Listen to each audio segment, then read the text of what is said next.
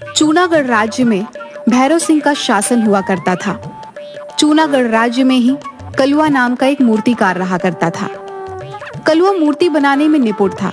उसकी बनाई हुई मूर्तियों के चर्चे दूर दूर के राज्य तक फैले हुए थे। एक दिन कलुआ मूर्ति बनाने के लिए अपनी दुकान पर जा रहा था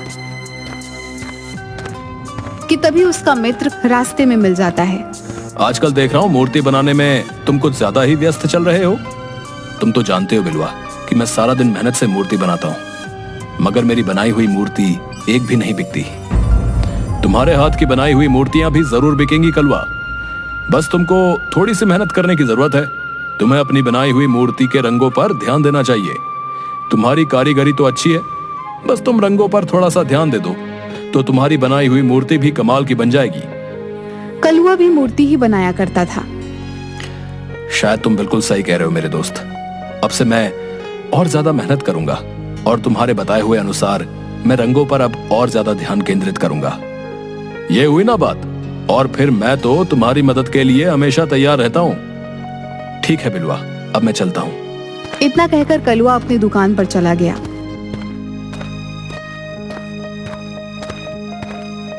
कई महीने ऐसे ही बीत गए।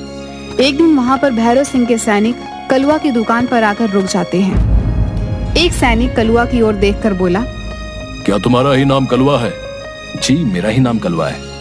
हमारे महाराज भैरव सिंह अक्सर आम आदमी का भेष बदलकर अपनी प्रजा का हाल चाल मालूम करते रहते हैं, और एक दिन राजा की नजर तुम्हारी बनाई हुई मूर्तियों पर पड़ी जो कि उन्हें बहुत ज्यादा पसंद आई। कुछ दिनों बाद भैरव सिंह अपने राज्य में एक बहुत बड़ा समारोह करवाने वाले हैं। तुम्हें भैरव सिंह के लिए एक ऐसी मूर्ति बनाकर तैयार करनी होगी जो बिल्कुल इंसानों जैसी लगे। याद रखना, मूर्ति एक सुंदर युवती की होनी चाहिए। तुम ऐसी सुंदर युवती की मूर्ति बनाकर तैयार करोगे जिसे देखकर समारोह में आए अन्य राजाओं का मुंह फटा का फटा रह जाए। ये चूनागढ़ के राज्य की साख का सवाल है। लेकिन भैरव सिंह समारोह में मूर्ति क्यों लगवाना चाहते हैं? उस समारोह में निशानेबाजी का कार्यक्रम भी होगा। उस मूर्ति के सर पर एक सेब रखा जाएगा और उस पर दूर से कोई एक राजा निशाना लगाएगा। जिसका तीर सेब पर सटीक चल गया वो राजा विजय घोषित होगा। और भैरव सिंह को विश्वास है कि अन्य राज्यों के राजा मूर्ति की सुंदरता में खो जाएंगे और अपने निशाने से भटक जाएंगे और भैरव सिंह ही विजयी होंगे। इतना कहकर वह सैनिक वहां से चला गया। सैनिक के जाते ही बिलुआ कलुआ की दुकान पर आ गया। सब कुशल मंगल तो है कलुआ? सैनिक तुम्हारी दुकान पर क्या करने आए थे? कहीं तुम्हें बंदी बनाने तो नहीं आए थे? अरे नहीं नहीं बिलुआ, मेरी मेहनत सफल हो गई। सैनिकों ने मुझे बताया कि भैरव सिंह अक्सर अपना भेष बदलकर प्रजा का हालचाल लेते रहते हैं, और एक दिन भैरव सिंह की नजर मेरी बनाई मूर्ति पर पड़ी जो उन्हें बहुत पसंद आई। भैरव सिंह महल में एक समारोह करवाने वाले हैं और उन्होंने उस महल के लिए एक सुंदर युवती की मूर्ति बनाने का आदेश मुझे ही दिया है। बिलवा, लगता है अब मेरे दिन बदलने वाले हैं। यह तो तुमने बिल्कुल सही कहा कलवा। मगर अंदर ही अंदर बिलुआ कलुआ की सफलता देखकर जल भून रहा था। कलुआ उस दिन के बाद पूरी मेहनत और लगन से मूर्ति बनाने के कार्य में लग गया। वह रात रात भर जागकर काम करता रहता था। कुछ ही दिनों में कलुआ ने एक बहुत सुंदर दिखने वाली युवती की मूर्ति तैयार करके खड़ी कर दी। वाह कलवा, तुमने तो बिल्कुल असली युवती जैसी मूर्ति बनाकर तैयार कर दी। इसे तो देखकर कोई भी इंसान धोखा खा सकता है। ये मूर्ति तुम्हें तो पसंद आई है बिलुआ, लेकिन ये भैरव सिंह को भी पसंद आनी चाहिए। अगर उन्हें ये मूर्ति पसंद आ गई तब मैं अपनी कारीगरी को सफल मानूंगा। बिलुआ, सैनिक इस मूर्ति को लेने के लिए आएंगे और वो मुझे भी राजमहल ले जाएंगे। क्या तब तक के लिए तुम इस मूर्ति को अपनी दुकान पर रख सकते हो? आजकल राज्य में चोर बहुत घूम रहे हैं और मुझे सबसे ज्यादा विश्वास तुम पर है। बिलुआ ने वह मूर्ति अपने दुकान पर ले जाकर रख दी।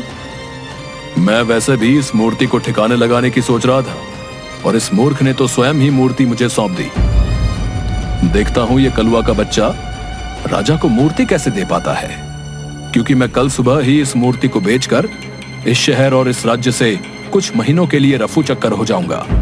मूर्ति तैयार न पाकर राजा कलुआ को वैसे भी नहीं छोड़ेगा। मेरे दोनों हाथों में तो लड्डू ही लड्डू है। अगली सुबह जब कलुआ बिलुआ की दुकान पर गया तो उसे पता लगा कि बिलवा मूर्ति बेचकर इस राज्य से चला गया है। कलवा बुरी तरीके से घबरा गया। अब क्या होगा? राजा के सैनिक जब मूर्ति लेने आएंगे, अगर उन्हें मूर्ति तैयार नहीं मिली तो राजा बुरी तरह से क्रोधित हो जाएंगे और मैं इतनी जल्दी मूर्ति भी तैयार नहीं कर सकता। मैं एक काम करता हूँ, इस राज्य से भाग जाता हूँ, नहीं तो राजा मुझे मार डालेगा। कलवा घबराता हुआ सीधा जंगलों के रास्ते दूसरे राज्य की ओर भागने लगा। तभी उसके कानों में बहुत से सैनिकों के घोड़े के टापों की आवाजें टकराई। कलवा के दौड़ते हुए कदम अचानक रुक गए। ये तो सैनिकों के घोड़े की आवाज है। कहीं ऐसा तो नहीं कि सैनिक मेरे पीछे मेरी दुकान पर सुबह ही आ गए हों और वो मेरे पीछे लग गए हों। हे ईश्वर, अब क्या होगा? कलवा एक घने पेड़ के पीछे छुप गया। कुछ ही देर बाद बहुत से सैनिक वहां से निकलते हुए चले गए। कलवा वहां से जाने ही वाला था कि तभी उसके कानों में किसी स्त्री के कराहने का स्वर टकराया। कलवा ने देखा कि एक युवती घायल अवस्था में पेड़ के नीचे लेटी हुई थी। कलवा दौड़ता हुआ उस घायल युवती के पास पहुंच गया। कौन हो तुम? ये मैं तुम्हें नहीं बता सकती कि मैं कौन हूँ। मैं बस तुम्हें इतना बताना चाहती हूँ कि तुम इसकी रक्षा करना, इसे अपने घर ले जाओ, इसे किसी भी तरह से राजा के हाथ मत लगने देना, नहीं तो अनर्थ हो जाएगा। तुम किसकी रक्षा की बात कर रही हो? यहाँ तो मेरे और तुम्हारे अलावा कोई भी नहीं है। घायल युवती ने एक पेड़ की तरफ इशारा करके कहा। मैं उस मूर्ति की बात कर रही हूँ। कलवा ने जैसे ही देखा कि उसकी आंखों के सामने एक बेहद सुंदर युवती काले वस्त्र पहनी खड़ी हुई थी। वो तो इंसान है, कोई मूर्ति नहीं। नहीं, ये मूर्ति है। तुम जल्दी से इसे अपने घर ले जाओ। लेकिन तुम तो बुरी तरह से घायल हो। मेरी चिंता मत करो, तुम बस इसे ले जाओ और वचन दो कि तुम इस मूर्ति की रक्षा करोगे और इस बारे में किसी को नहीं बताओगे। ठीक है, मैं आपको वचन देता हूँ कि मैं इस मूर्ति की रक्षा करूंगा। कलवा ने इतना कहा ही था कि वह स्त्री बेहोश हो गई। कलवा उस मूर्ति को लेकर घर चला गया। आज रात इस मूर्ति को अपने घर पर ही रख लेता हूँ। सुबह होते ही इस मूर्ति को लेकर इस राज्य को छोड़कर चला जाऊंगा। कलवा ने इतना कहा ही था कि तभी उसके कानों में किसी स्त्री का मधुर स्वर टकराया। तुम्हें भागने की कोई जरूरत नहीं है, भागना कायरता होती है। स्त्री का मधुर स्वर सुनकर कलवा चौंक कर इधर उधर देखने लगा। एक बार को मुझे ऐसा लगा जैसे कि इस मूर्ति ने मुझसे बात की हो। लगता है मैं भी पागल हो गया हूँ। भला मूर्ति क्या बात करती है?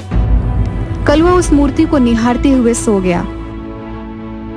अगली सुबह कलवा उस मूर्ति को देखकर बोला, तुम तो बिल्कुल इंसान जैसी मालूम पड़ती हो।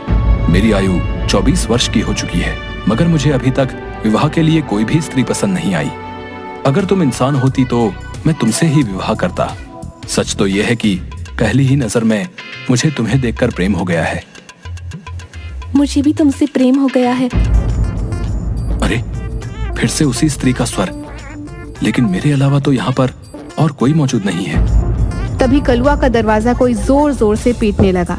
कलवा ने जैसे ही दरवाजा खोला तो बाहर खड़ा बिलवा तुरंत घर के अंदर घुस आया और उस मूर्ति को हैरत भरी नजरों से देखने लगा। तुम यहाँ पर क्यों आए हो बिलवा? मैंने तुम पर कितना विश्वास करके अपनी मूर्ति तुम्हें सौंपी थी और तुमने चंद पैसों के लालच में आकर उसे बेच दिया। हाँ, क्योंकि मैं तुझसे ज्यादा बेहतर मूर्ति बनाना जानता हूँ। मगर इसके बावजूद भैरव सिंह ने मूर्ति बनाने के लिए तुझे चुना। अब यहाँ क्या करने आए हो? जब मैं इस राज्य को छोड़कर जा रहा था तब मैंने तुम्हें इस मूर्ति को ले जाते हुए देखा। इतनी सुंदर मूर्ति को तुम नहीं बना सकते। बताओ, ये मूर्ति किसकी चुरा कर लेकर आए हो तुम? चोर को चोर ही नजर आता है और मैं तुम्हारी तरह चोर नहीं हूं। सीधी तरह से यहां से दफा हो जाओ। दफा तो मैं हो जाऊंगा कलवा, लेकिन इस मूर्ति को ले जाकर। ये मूर्ति मेरी नहीं है बिलवा, इसलिए मैं इसे तुम्हें नहीं ले जाने दे सकता। मैं जानता हूं ये मूर्ति तुम्हारी नहीं है। सीधी तरह से ये मूर्ति मुझे दे दो कलवा, नहीं तो मैं सैनिकों को यह बताऊंगा कि तुमने लालच में आकर राजा के साथ विश्वासघात किया है।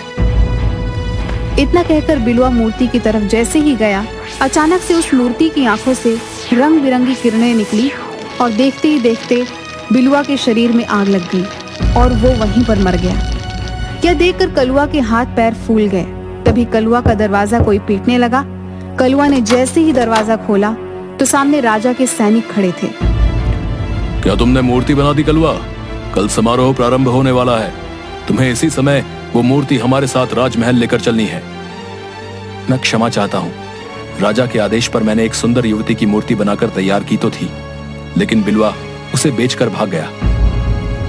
झूठ बोलते हो तुम। तुम्हारी दुकान पर गया। तुम्हारे दोस्त बिलवा ने बताया कि तुमने उस सुंदर मूर्ति को लालच में आकर किसी दूसरे राज्य में बेच दिया। तुम्हें इसका दंड मिलेगा।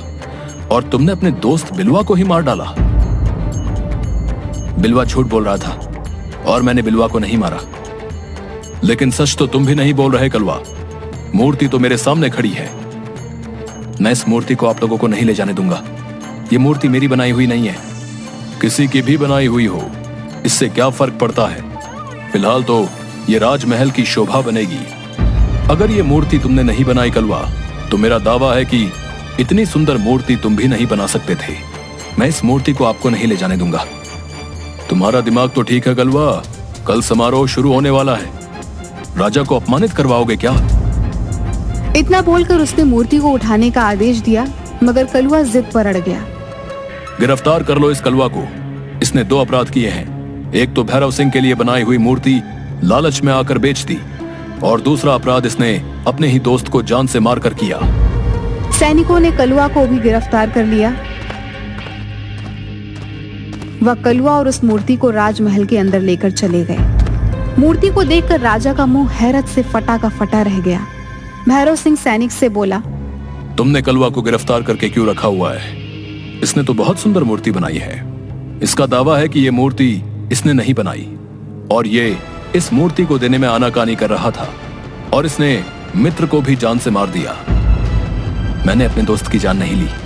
राजा के कहने पर सैनिक ने उसके हाथ से रस्सियां खोल दी और उसे आजाद कर दिया।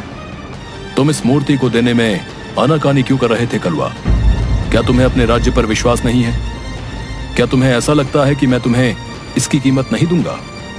मैं तुम्हें इस मूर्ति के बदले इतना सोना दूंगा कि तुम्हारी 7 पुश्तें बैठकर खाएंगी। मुझे कभी धन का लालच नहीं रहा महाराज, लेकिन ये मूर्ति मेरी नहीं, किसी की अमानत है, और मैंने उसे वचन दिया है कि इस मूर्ति की मैं रक्षा करूंगा। रक्षा इंसानों की जाती है कलवा, मूर्ति की नहीं, और तुम्हें अपने दोस्त की हत्या करने के जुर्म में दंड मिलेगा।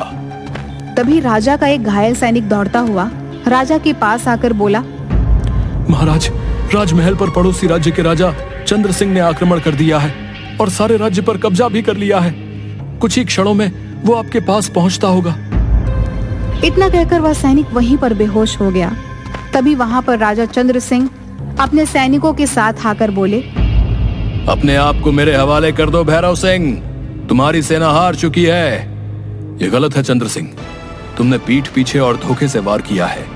इसे युद्ध नहीं कहते, बल्कि धोखा कहते हैं। जो भी हो, परंतु जीत मेरी हुई है। अब से चुनागढ़ राज्य मेरा हुआ।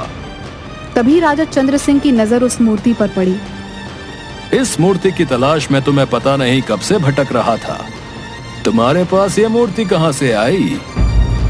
ये मूर्ति मेरे ही राज्य के एक कुशल कारीगर ने बनाई है। इस तरह के कुशल कारीगर तुम्हें सिर्फ मेरे ही राज्य में मिलेंगे। नहीं भैरव सिंह, तुम जिसे मूर्ति समझ रहे हो ना, वो दरअसल मूर्ति नहीं, बल्कि कुछ और ही है। इतना कहकर राजा चंद्र सिंह ने अपने जेब से एक सफेद पाउडर मूर्ति के ऊपर फेंक दिया।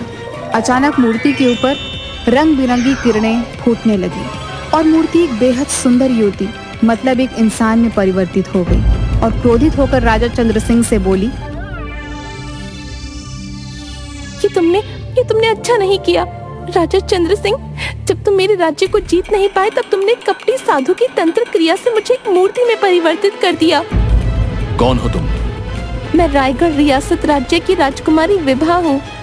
हाँ, और अब मैं इस राजकुमारी से विवाह करके सुंदर नगर पर भी कब्जा कर लूंगा।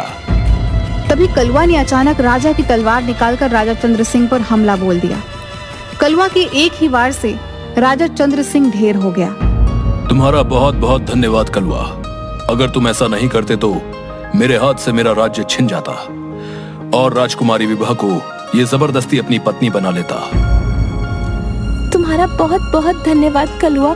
इस चंद्र सिंह ने मुझे कपटी साधु द्वारा मूर्ति में परिवर्तित कर दिया था, लेकिन मैं मूर्ति बनने के बाद भी सब कुछ देख और सुन सकती थी। तुम्हें जंगल में जो घायल स्त्री मिली थी वो मेरी दासी थी, जो मुझे राजा चंद्र सिंह से बचाती हुई फिर रही थी। मगर राजा चंद्र सिंह के सैनिकों ने उस पर हमला कर दिया और इत्तेफाक से ही वहाँ तुम मिले। सच तो ये है कलवा कि मुझे भी तुमसे पहली ही नजर में प्रेम हो गया है। जिस तरह से तुमने चंद्र सिंह के ऊपर वार किया है, तुम में एक कुशल राजा बनने के भी लक्षण है।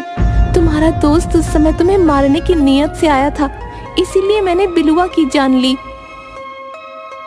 अगले दिन भैरव सिंह ने धूमधाम से कलुआ और राजकुमारी विभा का विवाह संपन्न कर दिया। आज कलुआ राजकुमारी विभा के साथ मिलकर रायगढ़ रियासत पर शासन कर रहा है।